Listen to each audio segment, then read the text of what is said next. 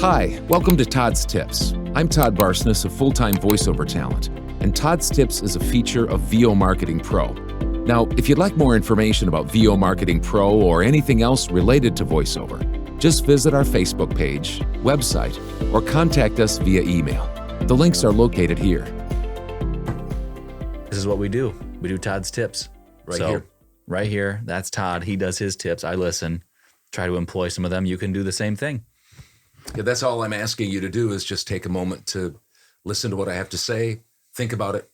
If it doesn't meet your standards or if it isn't something that you think is plausible in your situation, it's one of the reasons that every single time I promised you that Damond, who does our audio and visual production behind the scenes, he puts these caveats that help you realize that I'm not trying to impose my thoughts and beliefs and standards and business practices on you. You have to do you, and I'll do me, and we'll be fine. But if there's something that I can learn from you, that's fine. I'm glad to learn from other people.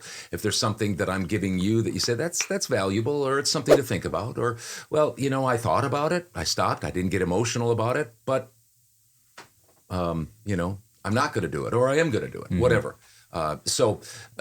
Again, we always say this, my business is not your business is none of my business, how we do our voiceover business. So do you.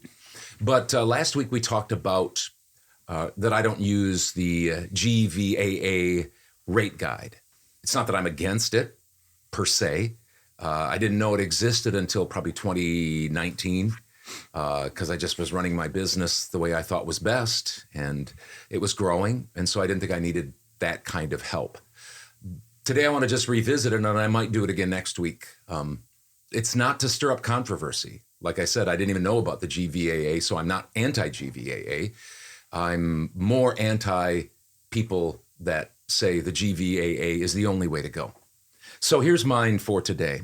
I don't need other people or organizations to protect me when it relates to voiceover rates.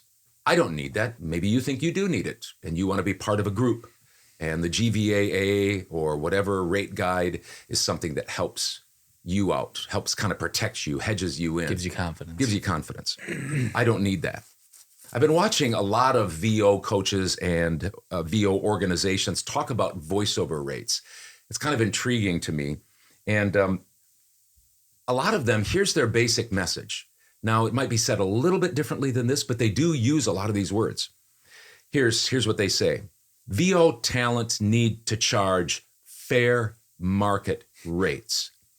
This is only right because it is the unselfish thing to do, and it protects the VO industry and VO talent. That's a lot of it in a nutshell, even though they might say it differently and explain it differently.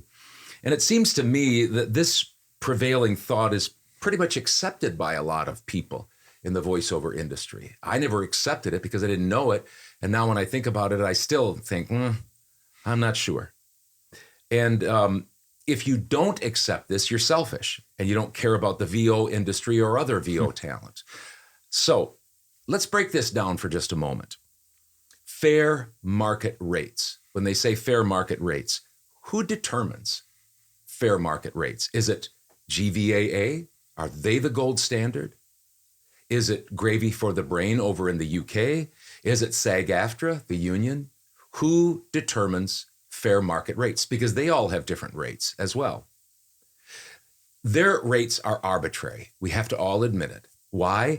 Because there was no VO God that came down from VO heaven and took his finger and wrote on the VO stone tablets, this is what you must charge.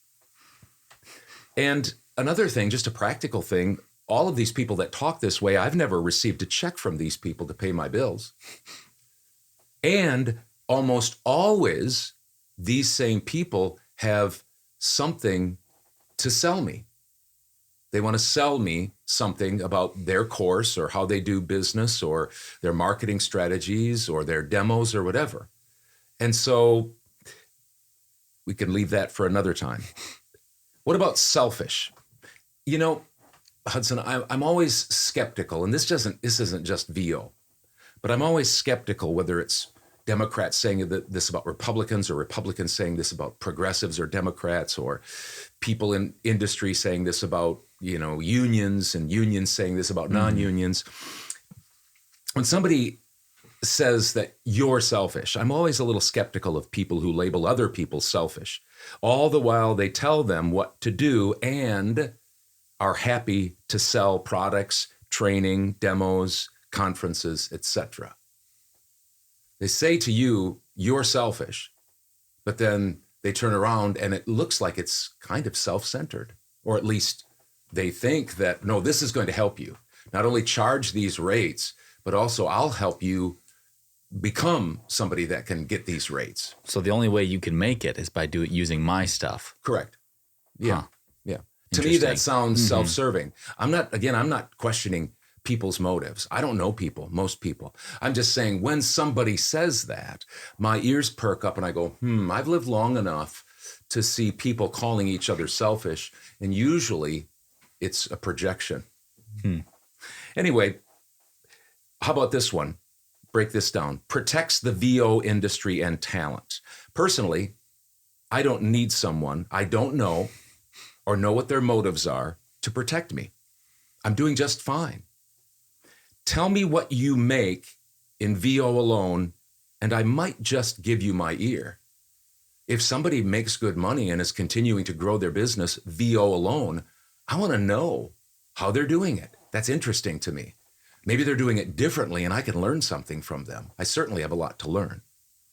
And I don't think the VO industry needs protection. That's my opinion. I don't think it needs protection. It's done fine, it's doing fine, and it'll be fine in the future if it changes and adapts to meet market supply and demand. I think it's going to be fine. Will there be a small group of people that get huge paychecks? Probably not anymore. Will AI come and take some low-hanging fruit? Probably. I don't know, but I think it'll do just fine.